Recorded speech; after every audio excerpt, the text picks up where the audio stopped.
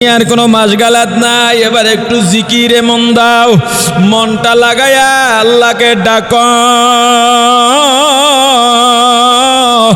যতক্ষণ পারো ডাকো, ডাকতেই থাকো, ডাকতেই থাকো। আর মনে মনে ফরিয়াদ করো, চোখের পানি ছেড়ে কাঁদো। কত মর্তবা যত পারো বেশি মর্তবা দরুদ শরীফ পড়ো। এরপরে দুইটা হাত আল্লাহর দরবারে উঠায়া চোখের পানি ছেড়ে দাও। আমার আল্লাহ, জীবনে এত গুনাহ করছি, এই গুনার কোনো শেষ নেই। আমার মালিক,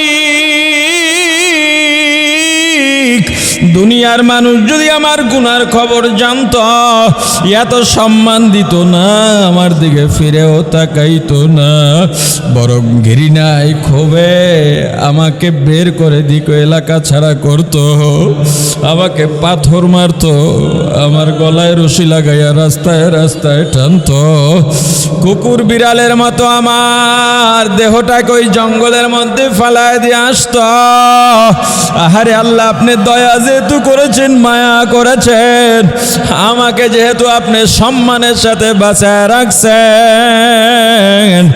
আমার গুনাহ যেহেতু প্রকাশ করেন না,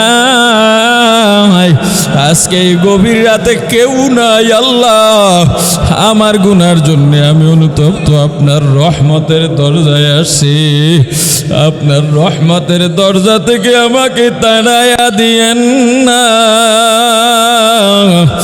আপনি যদি তাড়াইয়া দেন, আমার যাওয়ার জায়গা নাই। বসো, জিকিরে বসো। এরপরে জিকিরের মাঝেই মুরাকাবা করো, কবরের মুরাকাবা করো, জাহান্নামের মুরাকাবা করো, মনে করো মৃত্যুর মুরাকাবা করো। যখন মৃত্যুর মুরাকাবা করবা, মনে করবা আমি মৃত, দেখবা নিজের লাশ নিজের সামনে দেখতে চেষ্টা করবা। আহারে আমি মারা গেলাম, আমার স্ত্রী, আমার সন্তান, আমার ভাই বোন, মা বাবা, এত আপন সবাই তো আমার থেকে দূরে সরে গেল। সবাই কান্নাকাটি করে আমার জন্য, ঠিক, তবে আমাকে কেউ দুনিয়াতে রাখতে চায় না। সবাই বিদায় দেওয়ার আয়োজন করতেছে। কেউ বাঁশ কাটে, কেউ কবর করে, কেউ গোসল করায়, কেউ কাফন পড়ায়। আহারে আমার লাশের মাথার পাশে বসে সন্তান কাঁদে, আমার মা ঘরের দরজায় দাঁড়ায় আমার দিকে তাকায়া তাকায়া কাঁদে, আমার বাবা আমার পাশে দাঁড়ায়া দাঁড়ায়া কাঁদেন। আমি জবাব দিতে পারি না। আমার লাশ খাটে উঠাইয়া জানাজা পড়াইয়া কবরের দিকে নিয়ে যায়। ওরে আমার ভাই, তোমার হাতে পায়ে ধরে পড়ে চক্ষু বন্ধ করে মাঝে মাঝে চিন্তা করবা, মৃত্যু তো হবেই, মৃত্যু তো হবেই, মরণ আসবেই।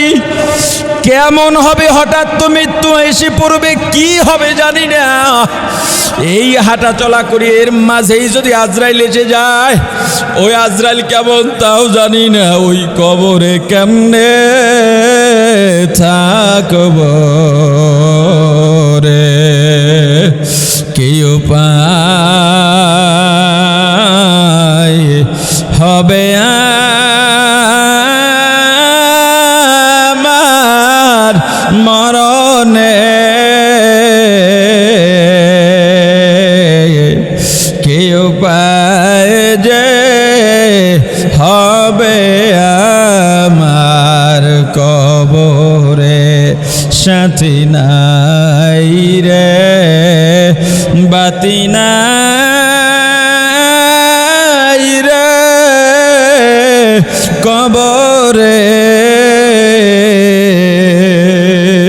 কেমনে থাকব অন্ধকার কবরে, কেমনে থাকব অন্ধকার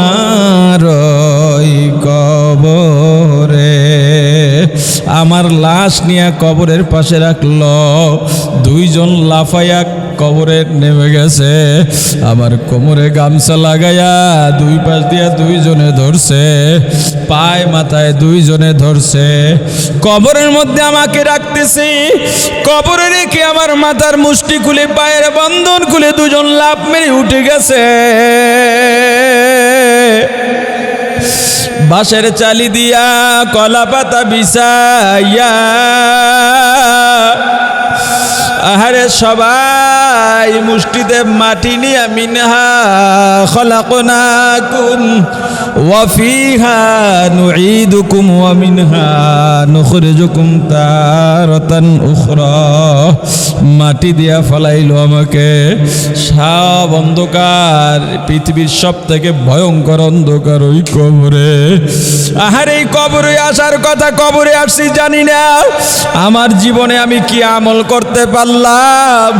আমি যদি এখন আল্লাহর পছন্দের বান্দা না হই, ফেরেশতাদের উত্তর যদি আমি না দিতে পারি, কবরের দুই দিকের মাটি এমন জোরে চাপ মারবে,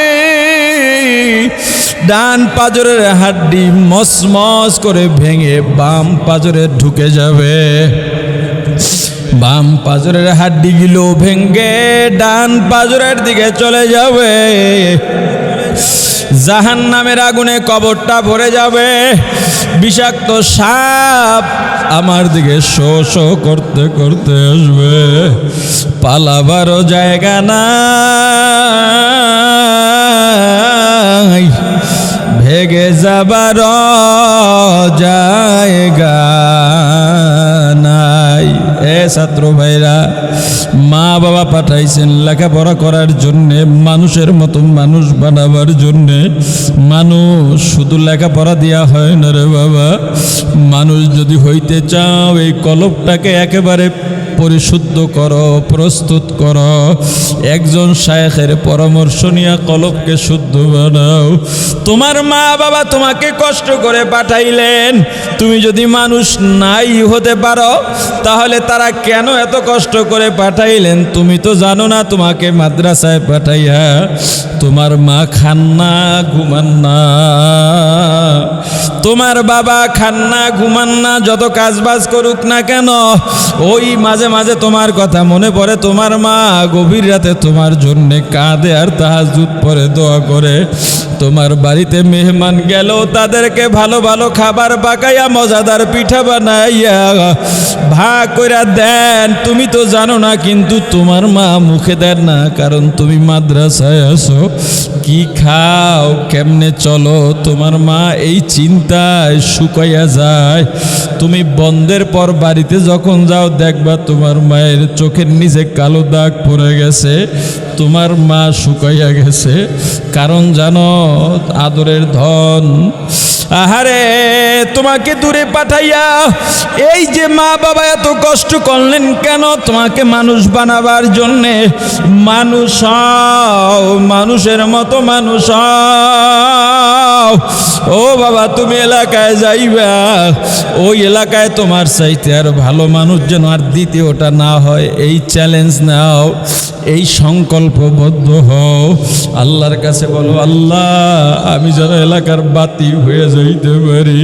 আল্লাহ আমি যেন এলাকার মানুষগুলোকে দিনের পথে নিয়ে আসতে পারি।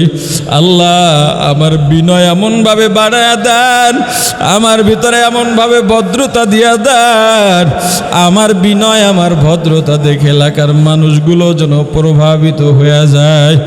ও বাবা, কলবটাকে শুদ্ধ বানাবার জন্যে তোমরা মুরব্বি বানায় নাও। যাকে পছন্দ হয়, যারা আমল ভালো, এমন দেখে একজন মুরব্বি বানাও। এখন তো আমাদের কাছেই তো শায়েখে যাত্রাবাড়ি আছেন, তার কাছে বায়াত হও, মুরব্বি বানায় নাও। কি আমল দেয়, এই আমলগুলো করো। মিথ্যা ছেড়ে দাও, গীবত ছেড়ে দাও। খবরদার, এটা কঠিন, গীবত ছাড়া কঠিন। গীবত শুনবাও না, গীবত বলবাও না। গীবত তোমার কলবের সব নেক আমল জ্বালাইয়া পোড়াইয়া ছারখার করে দেবে। আল্লাহ আমাদের কলবকে শুদ্ধ বানাবার তৌফিক দিয়া দেন। আল্লাহ এমন একজন মুরব্বি মুরব্বী আমাদেরকে সিলেক্ট করার তৌফিক দান, যার মাধ্যমে আমরা আত্মশুদ্ধি করতে পারি। ইন্না সালাতি ওয়া নুসুকি ওয়া মাহইয়ায়া ওয়া মামাতি লিল্লাহ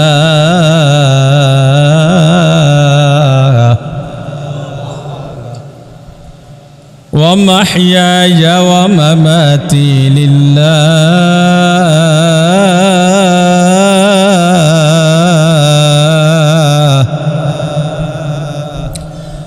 ومحياي ومماتي لله رب العالمين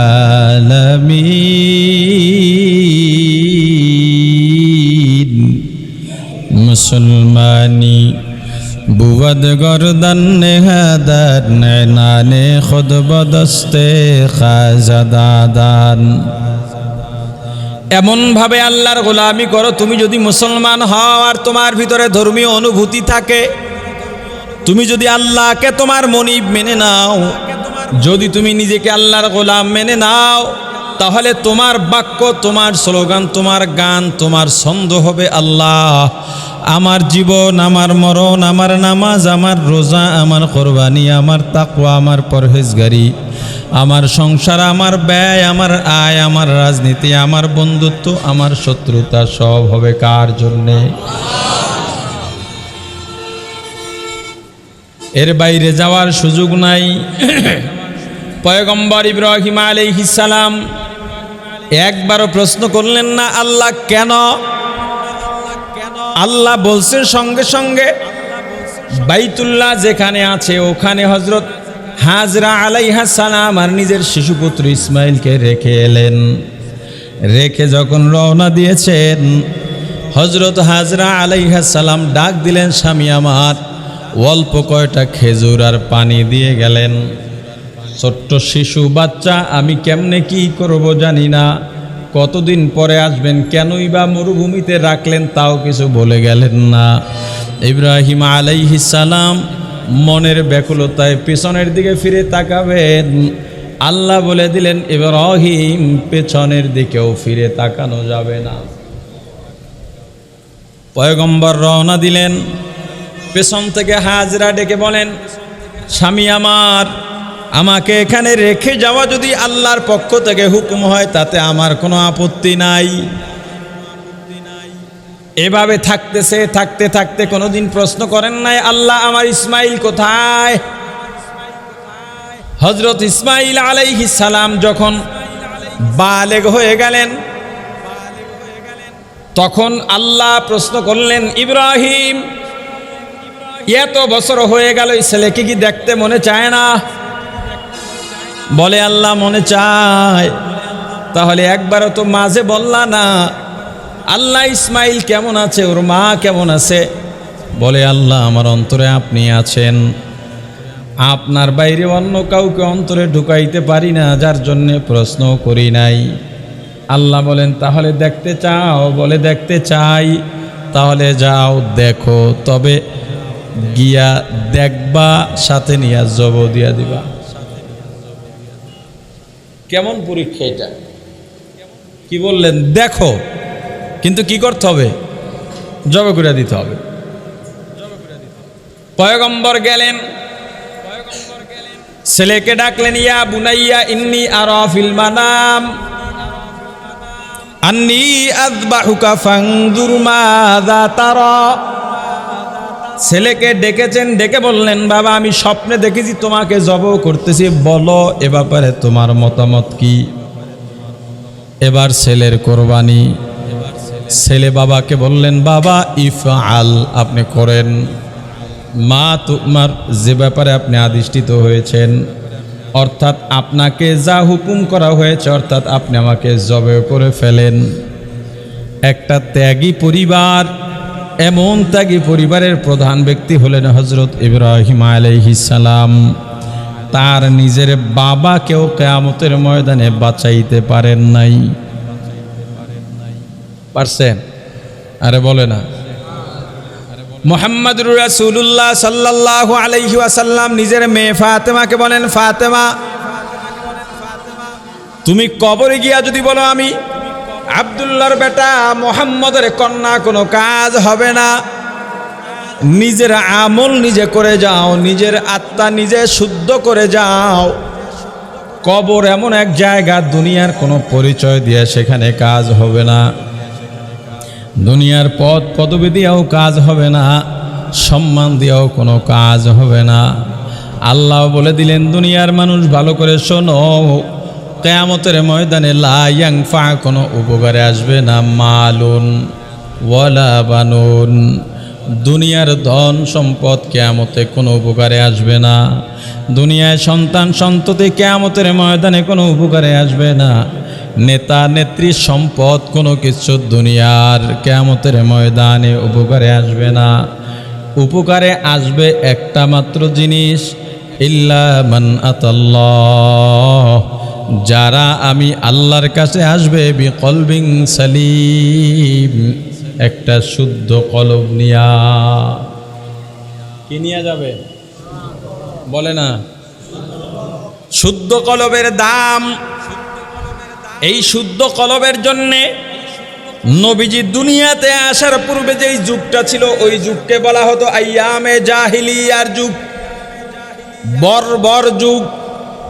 যেই যুগে গোত্রে গোত্রে আধিপত্য নিয়ে মারামারি ছিল, ধনী আর গরিবের মধ্যে মারামারি ছিল। ধনীরা গরিবদের মানুষই মনে করত না, শরীরের চেহারার বর্ণ নিয়া, বর্ণবাদী অর্থাৎ সুন্দর আর কালো নিয়া মারামারি ছিল। কালো মানুষদেরকে সুন্দর ব্যক্তিরা মানুষই মনে করত না, নারীদেরকে মানুষ মনে করত না, তাদের ইজ্জতের দাম ছিল না। এটা এমন পর্যায়ে পৌঁছে গিয়েছিল, কোনো দম্পতির যদি মেয়ে সন্তান হতো, কন্যা সন্তান, জন্ম নেওয়ার সাথে সাথে জবেও করে ফেলতো, না হয় জ্যান্ত দাফন দিয়া দিত।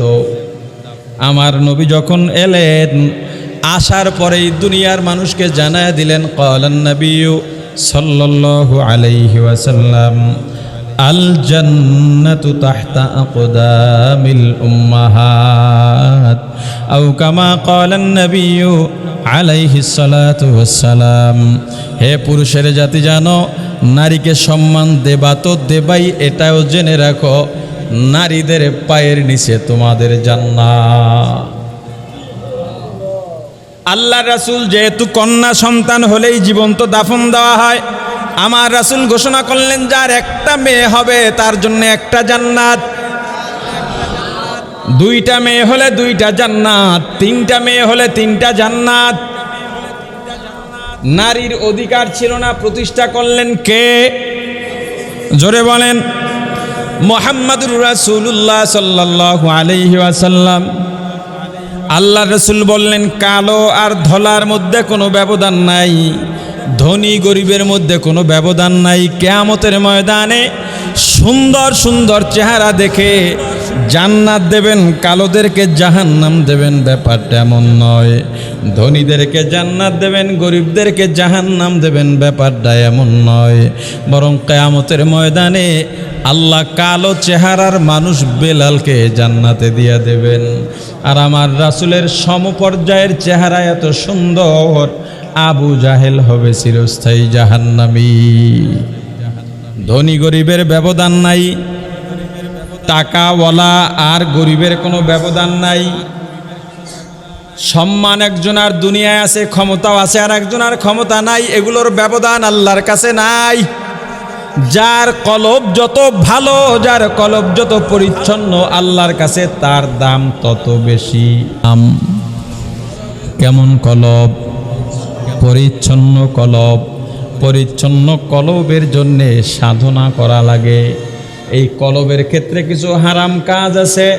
আমরা নামাজ পড়ি, রোজা রাখি, সামর্থ্য থাকলে হজ করি, জাকাত দেই, উমরা করি, আরও দান সদকা করি।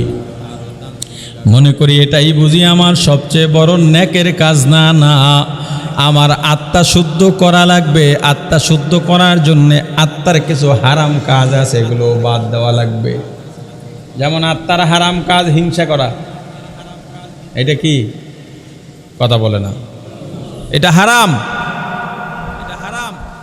এই হারামটা আত্মা হিংসা, এটা জবান দিয়া হয় না, এটা ভেতরে থাকে। অহংকার, এটা হারাম। মানুষের প্রতি বিদ্বেষ রাখা হারাম, একজনকে আর একজনের কাছে খারাপ বানাইতে চাওয়া নমিমা এটা হারাম, একজনের দোষ আর একজনের কাছে বলা এটা হারাম। এগুলো ভিতর থেকে বাদ না দিতে পারলে আত্মা শুদ্ধ হবে না, ওই আত্মার দাম আল্লাহর কাছে হবে না। বহু আমলদার তাহাজ্জুদ গুজারিও আছে, ও অহংকারে টইটম্বুর আছে না নাই? এই অহংকার থেকে মুক্ত থাকতে হবে। অহংকার নাই এমন মানুষ দুনিয়াতে পাওয়া যাবে না। এটা আল্লাহর সত্যগত দান, ফিতরত। অহংকার সব মানুষের মধ্যে আছে।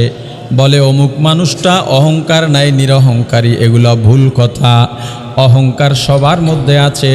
যে দমাইয়া রাখতে পারে সে মানুষ, যে দমাইতে পারে না সে অমানুষ। হিংসাও সবার মাঝে আছে।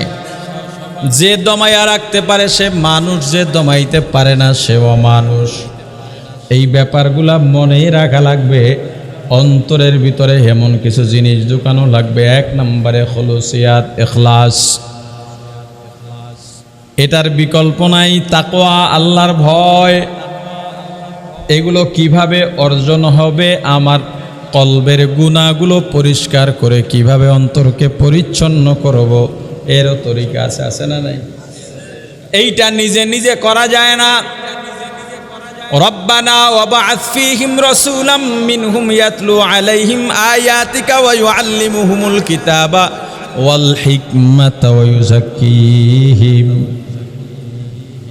পয়গম্বর ইব্রাহিম আল্লাহর কাছে দোয়া করলেন, এ আল্লাহ, তাদের মধ্য থেকে এমন একজন রসুল পাঠান, অর্থাৎ কুরাইশদের মধ্য থেকে এমন একজন রসুল পাঠান। কিছু দায়িত্বের কথা বললেন, লাস্টে বললেন ইউযাক্কিহিম। তার সামনে যেই জাতি থাকবে, ব্যক্তিবর্গ থাকবে, গোষ্ঠী থাকবে, তাদের কলবকে শুদ্ধ করে দেবেন। একটা হইল হয়ে যাওয়া, আর একটা হইল করে দেওয়া। দুইটা কি এক? লাজেম মুতাআদ্দির ব্যাপার আছে না? এইটা এখান থেকে পড়ে গেছে বাতাসে, তখন কি বলে? পড়ে গেছে। পড়ে গেছে, এজন্য কারো ফালানোর দরকার আছে, কিন্তু ফালাইয়া দিছে, তাহলে একটা লোকের দরকার আছে না নাই? আছে। কলব শুদ্ধ করে দেবেন, বলে নাই হয়ে যাবে। কি বলছে? করে দেবেন। তার মানে করার জন্য কাউকে না কাউকে লাগবে, লাগবে কি না? দেখেন আল্লাহ কি বলেন, ইয়া আইয়ুহাল্লাযীনা আমানুত্তাকুল্লাহ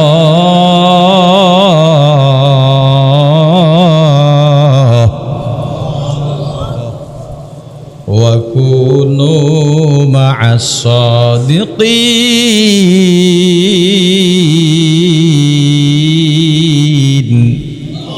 এক জমানা सोहबते बा औलिया बेहतर अज सद साले तोआत बेरिया माइले मोमेन सोए मोमेन मिशवाद माइले काफिर सोए काफिर मिशवाद सोहबते सा लेह तोरा सालेह कुनाद सोहबते तले तोरा तले कुनाद।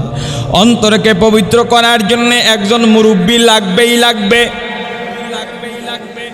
এখানে যারা আপনারা আছেন বেশিরভাগ মাদ্রাসার ছাত্র, ছাত্রদের মুরব্বী কম থাকে। সাবধান, তোমার ইলম পরিপূর্ণ হবে যখন তোমার ইসলাহি মুরব্বী থাকবে। ইসলাহি মুরব্বী নাই, তুমি মেধাবী কিন্তু পড়ার মধ্যে মজা পাইবা না। দর্শি কিতাব পড়ার মধ্যেও একটা মজা আছে। মেধাবীরা মজা পায়, মেধার মজা, রুহের মজা পায় না। অথচ আমরা এটাকে বলি ইলমে ওহী। কি বলি? ইলমে ওহী আমরা অর্জন করতেছি, কিন্তু আমার ইসলাহি মুরব্বী নাই। সেই ওহির মজা আমি কিভাবে বুঝবো? তাহলে একজন ইসলাহি মুরব্বী লাগবে। হাজী ইমদাদুল্লাহ মুহাজির মক্কি রহমাতুল্লাহ আলাইহি ক্লাসে যান, মুরব্বিও আছে। মুরব্বির কাছে গিয়া বলেন, হুজুর আমার জীবনের মাকসাদ কি? বলে আল্লাহকে চেনা। আসলে মাকসাদ কি? বলে না। মাকসাদ কি? আল্লাহকে চেনা। কয় আমি লেখাপড়া করে কি করবো? আল্লাহকে চিনবা? কয় আপনি আমাকে চিনাইয়া দেন। এখন কি আমার মুফতি হতে হবে? বলে না। তাহলে কয় ইলমের ফরজিয়ত যতটুকু না শিখলে গুনাহ হবে, এতটুকু শিখলেই যথেষ্ট। হাজী ইমদাদুল্লাহ মহাজের মক্কি রহমতুল্লাহ আলাইহি তিনি সিদ্ধান্ত নিলেন আর পড়ালেখা করবেন না, কাফিয়া পড়া শেষ, আর পড়বেন না। এখন তার কারে লাগবে? তোমরা আবার এই চিন্তায় ঘুম খুয়াও না। যদি হাজী ইমদাদুল্লাহ হইতে পারো তাহলে ভালো, আলহামদুলিল্লাহ। আল্লাহর দরবারে দোয়া শুরু করলেন, গভীর রাতে উঠে উঠে দোয়া করেন, আল্লাহ আমি আপনাকে চিনতে চাই, আপনাকে চেনার জন্য পৃথিবীর সবচেয়ে বড় আলেমের সঙ্গে আমার সাক্ষাৎ করায় দেন। চাইতেছেন আল্লাহর কাছে যে আল্লাহ পৃথিবীর সব থেকে বড় আলেমের সাথে আমার সাক্ষাৎ ঘটায় দেন। তার কাছে ইলকা হলো, চেহারাও দেখায় দেওয়া হলো, এই যে ব্যক্তিটা দেখো, এ পৃথিবীর সব থেকে বড় আলেম, তাকে খুঁজে বের করো। ঠিকানাও দেন নাই, অন্য কোনো পরিচয়ও দেন নাই, নামও বলেন নাই, চেহারা দেখায় দিছেন। খোঁজা শুরু করলেন, যেখানে যান ভাই এই চেহারার লোক দেখছেন। চেহারা কি মুখে বইলে বর্ণনা করা যায়? যেখানেই যায় মানুষ বলে পাগল নাকি তুমি মিয়া, এমনি কি লোক খুঁজা পাইবা? এই সাধনা করতে করতে কয়েক মাস পর একটা জায়গায় গেলেন। আসলে তো আল্লাহ চাইছেন, আল্লাহ মিলন ঘটাইবে না। আল্লাহ যাদেরকে পছন্দ করেন তাদেরকে বিভিন্নভাবে আল্লাহ পেরেশানিও দেন।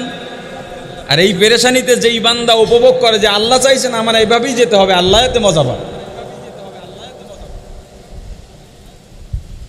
এক লোক হঠাৎ বলল, বাবা তুমি যেই আকৃতির কথা বলতেছ এমন একজন ব্যক্তি আমাদের এলাকায় আছে, তুমি গিয়া দেখতে পারো, ওখানে একটা মক্তব ঘর আছে, ওই মক্তবে তুমি তাকে পেলেও পেতে পারো।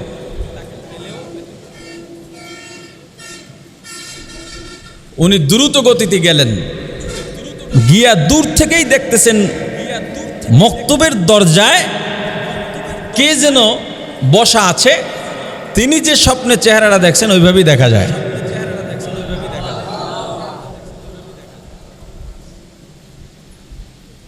কাছে গিয়া দেখলেন যাকে স্বপ্নে দেখছেন এই ব্যক্তি তো বসা।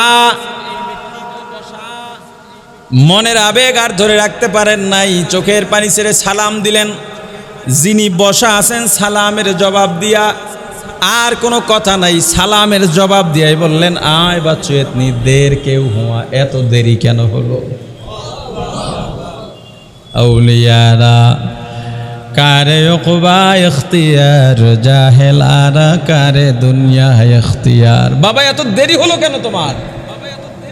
এদিকে এক পাগল নামায় দিছেন, ওদিকে আর এক পাগলরে বইলা দিতেছে, ইমদাদুল্লাহ আইতেছে, অপেক্ষা কর।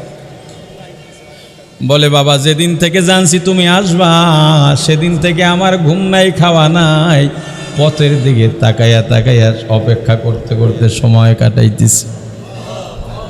তিনি হলেন নূর মোহাম্মদ জানে জানবী রহমাতুল্লাহ আলাইহি। কিন্তু গিয়া দেখেন তিনি মক্তবে পড়ান, মনে আর মানে না। হাজী সাহেব বললেন, হুজুর আমি আল্লাহর কাছে দোয়া করছি পৃথিবীর সবচেয়ে বড় আলেম, শ্রেষ্ঠ আলেমের সাথে দেখা করেন, আপনি যদি মক্তবে পড়ান। জানজানবী রাহমাতুল্লাহ আলাইহি বললেন, তুমি কি হাদিস পড়ো নাই? ক্বালান নবী সাল্লাল্লাহু আলাইহি ওয়াসাল্লাম, খায়রুকুম মান তাআল্লামাল কুরআনা ওয়া আল্লামা, আও কামা ক্বালান নবী আলাইহিস সালাতু ওয়াস সালাম। যারা কোরআন শিখান আর শেখেন পৃথিবীতে তারাই হলো শ্রেষ্ঠ। তো এখন তুমি কি করবা? আমি আল্লাহরে চাই। কয়েক কিছুদিন লেখাপড়া করো, কিতাব উল্টায় পড়া নাই, কিতাব উল্টায় যেখানে দেখেন এবারতের মধ্যে আল্লাহ আছে সেই জায়গায় বইয়া থাকে। একটা সময় দেখে কিতাবের পৃষ্ঠায় আর কিছুই নাই, খোলে আর দেখে আল্লাহ লেখা, আল্লাহ লেখা, আল্লাহ লেখা। এই যে চাওয়াটা আমার আত্মশুদ্ধির জন্য, আমার আল্লাহর কাছে চাইতে হবে, আল্লাহ আমাকে আপনি মাফ করেন, আমার ভেতরে নামাজের মজাটা লাগাইয়া দেন, জিকিরের মজা লাগাইয়া দেন, দরুদের মজা লাগাইয়া দেন। মন থেকে চান, চাইতে থাকেন, কান্নাকাটি করেন, আল্লাহ দেবেন। আপনি উপলব্ধি করবেন যে আল্লাহ আমার কথা শুনছেন, এটা আপনি উপলব্ধি করতে পারবেন নিঃসন্দেহে। এখন উনি কিতাব উল্টায়ের দেখে আল্লাহ। হযরত ইব্রাহিম আলাইহিস সালাম বাসায় বসা, হঠাৎ করে রাস্তার মধ্যে শব্দ পাইলেন, কে যেন দরজার সামনে এসে বলেন আল্লাহ করিম।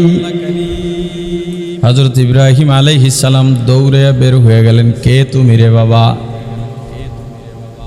এত সুন্দর করে আল্লাহ করিম বললা, আমার আল্লাহর নাম বললা, তুমি আর একবার বলো।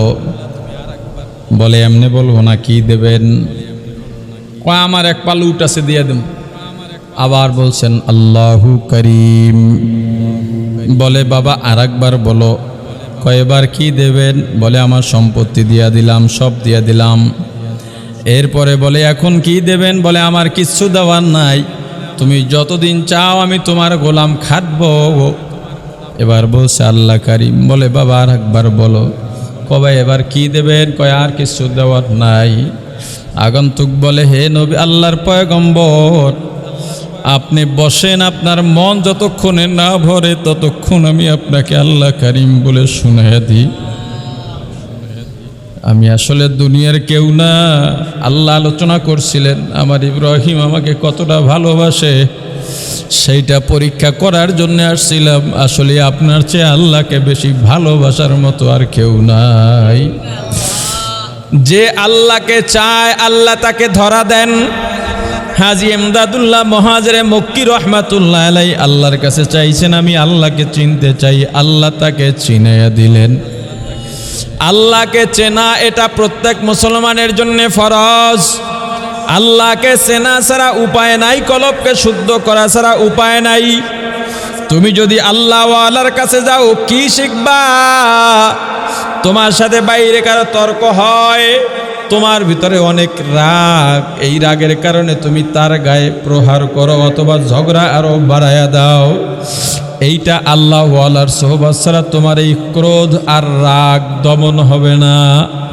তোমার ভিতরে অনেক অহংকার, তুমি দমাইতে পারো না। আল্লাহ ওয়ালার কাছে যাও, যখন তরবিয়ত পাইবা, তালিম পাইবা, দেখবা নিজে নিজে আস্তে আস্তে ঠিক হয়ে গেছ।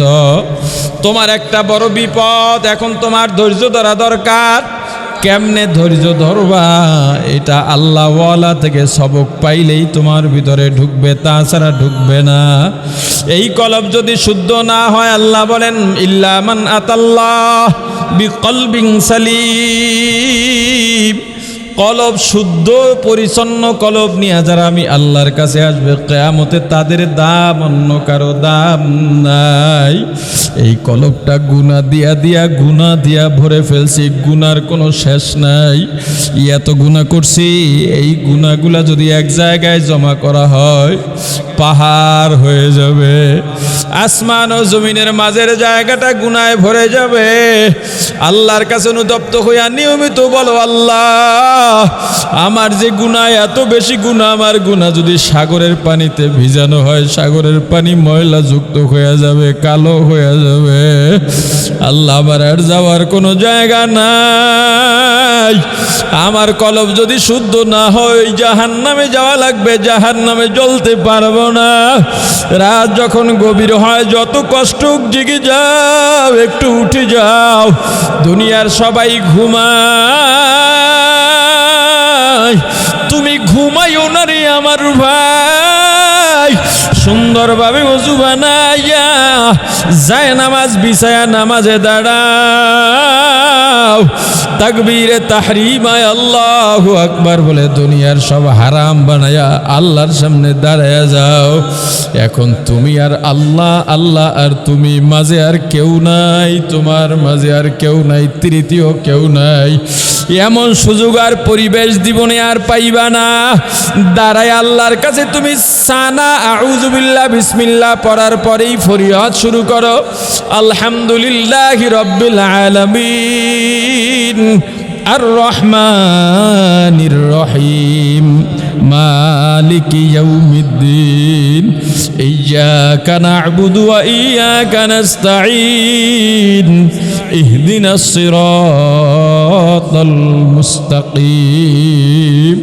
নামাজ আদায় করো, 2 রাকাত পারো, 4 রাকাত পারো, 6 রাকাত পারো, 8 রাকাত পারো, 2 রাকাত করে নামাজ পড়ে একটু বসো, এরপরে একটু তেলাওয়াত করো, মনটা লাগাইয়া তেলাওয়াত করো, এক শব্দ বলো আর মনে করো আমি আল্লাহর সঙ্গে কথা বলতেছি, আল্লাহ আমার কথার জবাব দিতেছেন।